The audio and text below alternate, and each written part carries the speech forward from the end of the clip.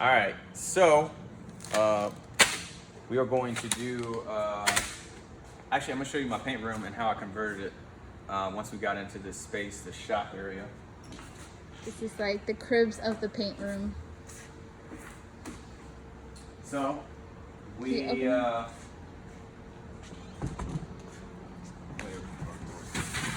This is actually just a regular closet room that had drop ceiling, and I haven't finished everything yet, but it had the tiles with the drop ceiling, so we took that out, sheetrocked it, put a light in, and then also did a horrible job filling in the holes, which is fine. Who is that? That was me. That was this guy. And then luckily my dad is a semi-electrician, sort of, not certified, but he wired my light in to wire my fan in, because anytime you have a paint room, you have to have this, I don't know if it's EPA or one of the big dogs. You don't want to come in, if they see that you don't have a fan, they'll probably shut you down. Technically this is supposed to be metal, but it's fine. It should be fine, hopefully.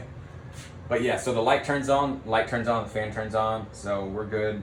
And I wanted to make it airtight too, so the paint fumes don't seep out into other rooms, or since it's connected to the bathroom and the office, you don't want your customers smelling paint. So eventually I'm gonna have a duct going straight out to the back and to take the fumes out, but I don't really think that's a more powerful fan. I don't know, we'll play with fans, but we'll see. But this is what we're at. I had paint masters come in and set everything up. Machine, toners, computer, so everything's legit. But yeah, that's it. So it's still a work in progress, but we're gonna get it finished. You'll see the end result Soon. soon, maybe.